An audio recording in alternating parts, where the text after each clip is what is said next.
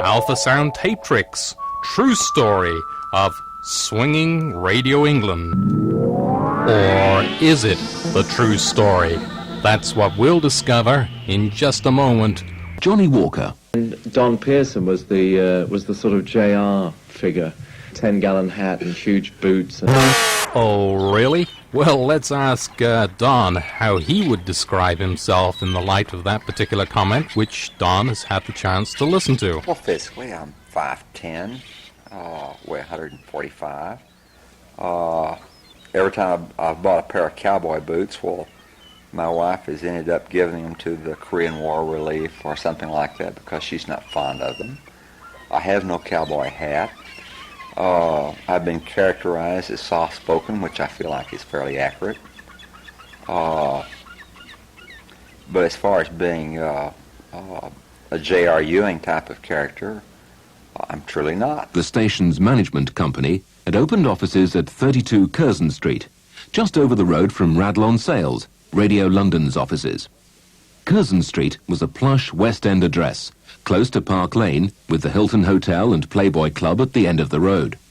Just off Curzon Street was Chesterfield Gardens, the offices of Radio Caroline. Pearl and Dean, the cinema advertising company, were to handle advertising, so it seemed to both Caroline and London that Pier Vic meant business. Well, Don Pearson meant business, but Pearl and Dean did not.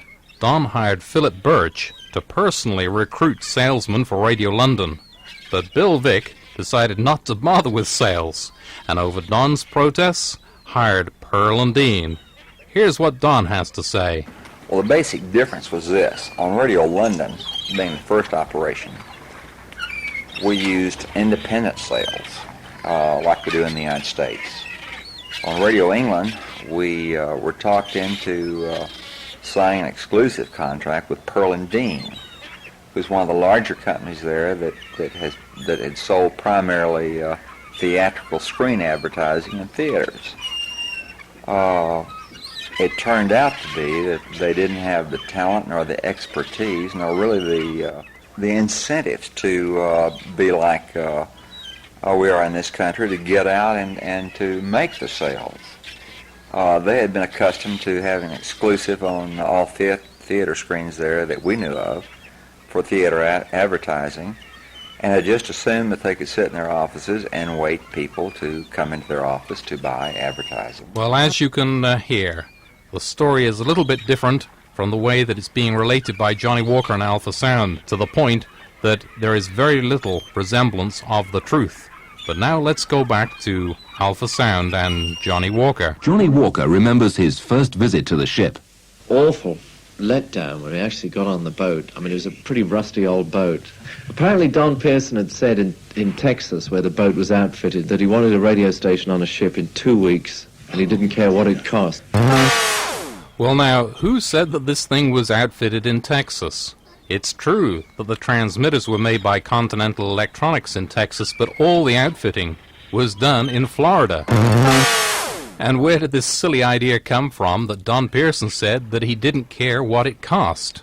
And as you will hear, Johnnie Walker makes light of a very interesting engineering idea, and that was to build the transmitters and put them into a mobile home, and to put the studios in another mobile home, and to lower both of them into the cargo hold of the ship in Florida.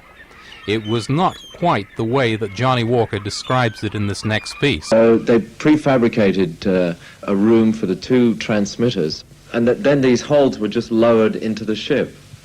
And the studio section was also a big room lowered into the hold. And Rick Randall, another DJ, had been trying to wire up a board on the way over as the ship sailed from Texas up to the North Sea.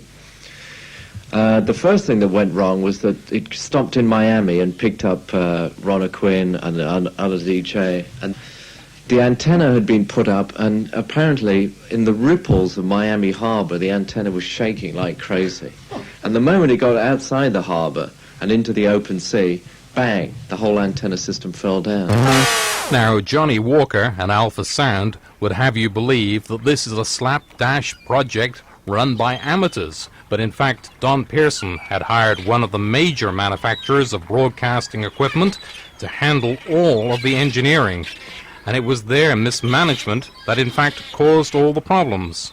This is what Don Pearson has to say about that sorry episode. We'd contracted with this Dallas Continental manufacturing company that made Continental transmitters for a turnkey installation. And when their engineers were complete and said they were ready to sign off there in Miami, Tom Danaher came down to check it, and he advised the engineers that the antenna was insufficiently braced. In fact, Tom told the Continental engineers that it was mal-engineered. But the Continental engineers told us that they'd used the best computer design, and it was state-of-the-art, and that it would stay up, and it was the best, and they signed it off to us. They left the day of sailing, and the ship, about 6 to 8 hours later, radioed back that the antenna did in fact fall. Continental Engineering, when I appraised them of the situation, that Mr. Danaher had told them that, and they acknowledged it, they asked that we have the ship directed first to Puerto Rico, and they'd have qualified engineers there to reinstall a new antenna system. Upon arrival in Puerto Rico, the ship received a telegram from Continental in Dallas stating that the engineers were not quite ready to please proceed to the Azores. I checked with Continental, and they assured me that their people would be in the Azores to do the installation there. I flew to the Azores, met the ship, and the same day the ship came in, and I was there awaiting it, the cable arrived from Continental stating that they still were not ready and to proceed to Lisbon, Portugal. So the ship proceeded there, and I flew there and met the ship in Lisbon. After approximately 2 weeks in Lisbon, the Continental engineers from Dallas showed up, said that the port in Lisbon did not have the equipment needed, and that since he was originally from Germany, he would proceed to Germany to get the equipment manufactured that was necessary, and for our ship to proceed on to its station off the coast of Harwich, England. Shortly after the German engineer left for Germany, I was at the ship getting ready to see it cast off, and a car drove up, and it turned out to be the local Continental representative, both for engineering and sales for Continental products in Portugal, who had just been, by the rumor mill, had just heard that we were in port with Continental equipment and needing help. And when I told him about the Continental people in Dallas sending the German engineer there finally, and that he said there was no one there that could do certain things necessary and had to proceed to Germany and had left, he told me that if they just told him there was ample equipment there of everything that the German had said that was not there. But I was shocked to find out that Continental had never even notified him, their own agent, that we were parked there in port for 2 weeks. So in any event, the ship went ahead and sailed for off the coast of Harwich, where it took some weeks of being anchored off station, waiting for the Continental people to get the equipment from Dallas, it turned out, and a small amount of equipment from Germany over there to complete the installation before we could go on the air. And now let's go back to Johnny Walker and his account of the same episode. So then the ship put into Lisbon and tried to repair the antenna there, which still wasn't fixed by the time it got over to England. The Continental engineers that they sent over from Dallas and also from Germany kept saying that things were in good condition and were ready to go on the air, and yet would turn the stations on. They had automatic cutoffs and they'd turn off. Finally, through the all of them went back to Dallas to re-engineer the thing. We had hired 2 British engineers that came on board, and one British engineer had experience in Spain, I believe. And he said that it was really a simple problem that he could cure. And when I advised Continental in Dallas by telephone of this man's claim, they said that if we let him do what he had proposed doing, they would void the warranty. But in the meantime, the gentleman had already done what he wanted to do.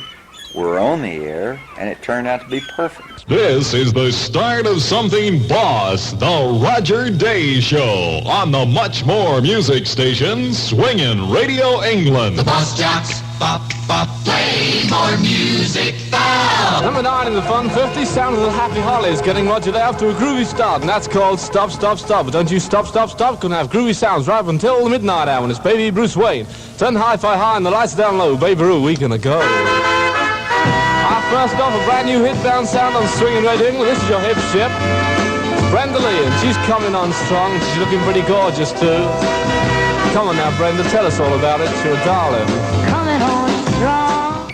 It took an awful lot of capital to be used needlessly and uselessly to keep our ship wandering around from port to port, awaiting Continental, and also being parked and not on the air earning an income.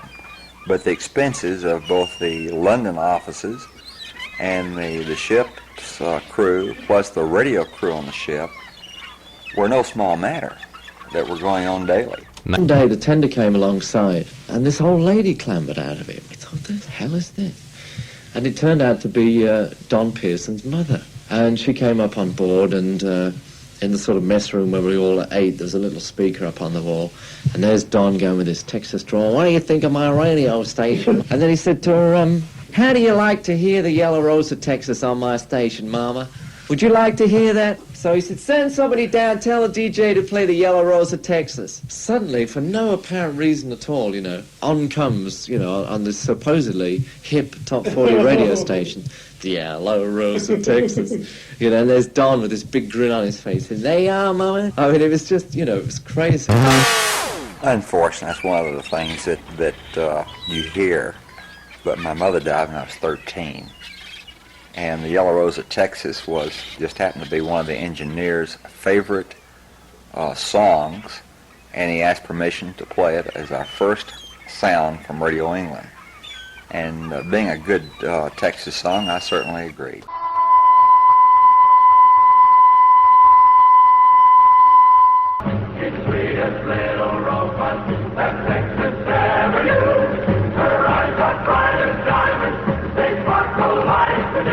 Radio England on the air on 355 on your meter dial, 355 on your standard broadcast dial. Stay with the fun.